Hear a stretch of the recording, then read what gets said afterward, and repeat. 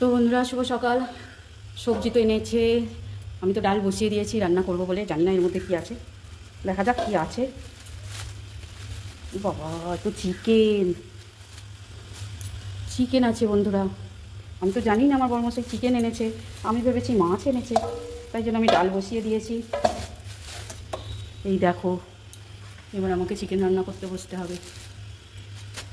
তো যাই হোক, চিকেন যেহেতু এনেছে, চিকেন বাজার থেকে এনে বন্ধুরা ডাইরেক্ট ধোবে না, তার আগে কী করবে বলো তো, একটু হলুদ মাখিয়ে নেবে।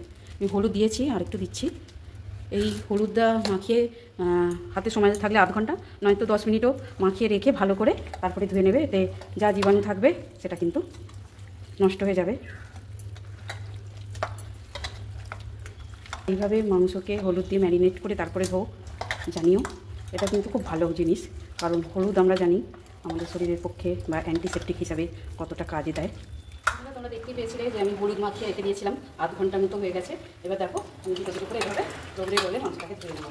গরম জল, অনেকে গরম জলে ধোয়, কিন্তু গরম জলে ধুলে মাংসের যে ফ্লেভারটা অরিজিনাল না সেটা নষ্ট হয়ে যায়। আর এইভাবে ধুলে জীবাণুও নষ্ট হবে, কিন্তু ফ্লেভারটা ঠিক থাকবে।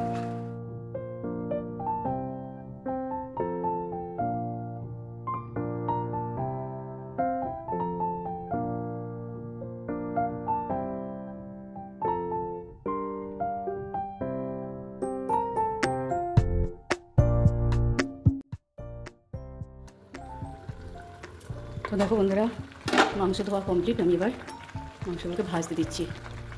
চিকেন যদি এইভাবে রান্না করা হয় না, খুব ভালো লাগে কিন্তু খেতে। প্রথমে যদি একটু ভেজে নেওয়া হয় তাহলে খুব সফট হয়ে যায়। আমি কোনো রকম ম্যারিনেট করিনি, শুধুমাত্র ভালো করে পরিষ্কার করে ধুয়ে এবার আমি চিকেনগুলোকে এইভাবে একটু ভেজে নেব। এই চিকেনের ভেতর থেকে যে জলটা বের হয় না, এতে কিন্তু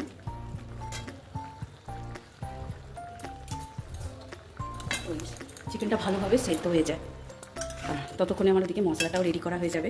তো যাদের হাতে দেখবে খুব সময় কম, অথচ চিকেন রান্না করতে হবে, প্রথমেই চিকেনটাকে ভালো করে এরকম ধুয়ে ওই যে বললাম হলুদ দিয়ে ধোবে, সময় থাকলে আধ ঘন্টা রাখবে, নাহলে 10 মিনিট 5 মিনিট, নাহলে তৎক্ষণাৎ একদম হলুদ মাখিয়ে ধুয়ে নেওয়া যায়। ভালো করে কিন্তু একটু রগড়ে নিতে হবে। তো যাই হোক, ভালো করে ধুয়ে এইরকমভাবে ফ্রাই করতে দিয়ে ওদিকে যা সমস্ত রেডি করার থাকে মশলাপাতি, আদা রসুন ছাড়ানো, পেঁয়াজ ছাড়ানো, সেগুলো করে নেবে। আর এদিকে মাংসটাও ততক্ষণে কিন্তু সফট হয়ে যাবে আর খুব তাড়াতাড়ি হয়ে যাবে রান্নাটা।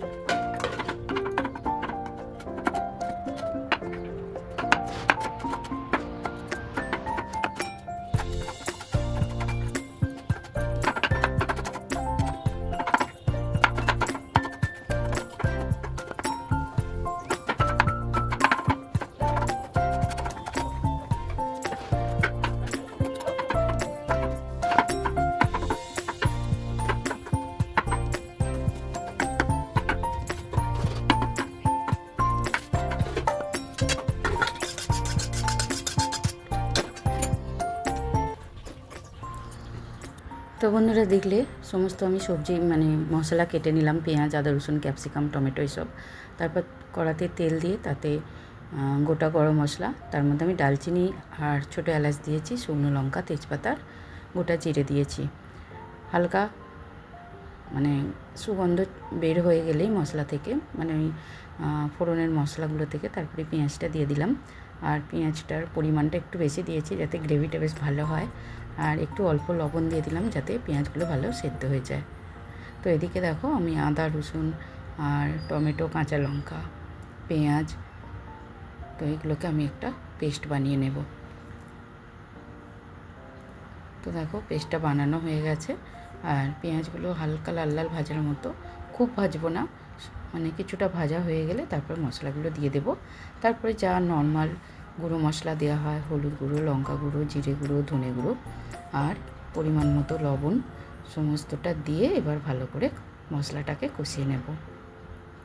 মশলাটা এখানে ভালোভাবে কষাতে হবে, কারণ ওখানে আমি চিকেনটা যেহেতু ভাজা ভাজা করে ফেলেছি, তাই মশলাটা না কষালে কিন্তু কাঁচা মশলার গন্ধ ছাড়তে পারে। তো দেখো এবার এই পর্যায়ে এসে আমি কিন্তু মাংসটা দিয়ে দিলাম। আর তোমরা যারা টক দই দিতে চাও দিতে পারো, তো আমি আজকে টক দইটা দিইনি, দুটো টমেটো দিয়েছি। তো যাই হোক, এইভাবে কষিয়ে নিচ্ছি। আর খালি 2 পিস আলু দিলাম, কারণ আমার ছোট ছেলের খুব পছন্দ আলু, মাংসতে ওর আলু চাই, তো ওর জন্য আমি 2টো আলু দিলাম, দেখতেই পেলে। আর মাংসটা 80% কষাবার পর আমি ওতে একটু কসুরি মেথির পাতা দিলাম, তারপর দেখো জল গরম করতে দিয়েছিলাম, সেই জলটা পরিমাণ বুঝে দিয়ে দিলাম। এই পর্যায়ে এসে ঢাকা চাপা দিয়ে কিন্তু কষাতে হবে। আর জলটা যেহেতু দিয়ে দিয়েছি, আমি এবার ঢাকা দিয়ে ফুটতে দেব। তো অন্য একটা ছোট কড়াতে দেখো সামান্য একটু ঘি নিলাম, আর ক্যাপসিকাম, পেঁয়াজ আর কাঁচা লঙ্কাকে কিউব আকারে কেটে নিয়েছিলাম, সেটা ঘিয়েতে একটু ফ্রাই করে নেব সামান্য একটু লবণ আর গোলমরিচ দিয়ে। আর 99% মানে মাংসটা হয়ে গেলে তারপর আমি ওটা অ্যাড করে দেব, দিয়ে ঢেকে রাখলে কিন্তু হয়ে যাবে মাংসটা রেডি। আর এইভাবে একবার মাংসটা রান্না করে দেখো, দারুণ খেতে হয় কিন্তু। ঘি বা বাটার দিয়ে ভাজতে হবে। তোমার ভাজা হয়ে গেছে দেখো, এবার দিয়ে দিলাম মাংসের মধ্যে। আমার কিন্তু চিকেন রান্না কমপ্লিট। 2 থেকে 3 মিনিট ফুটতে দেবো, দিলেই হয়ে যাবে। তো কেমন লাগলো রেসিপিটা জানিও।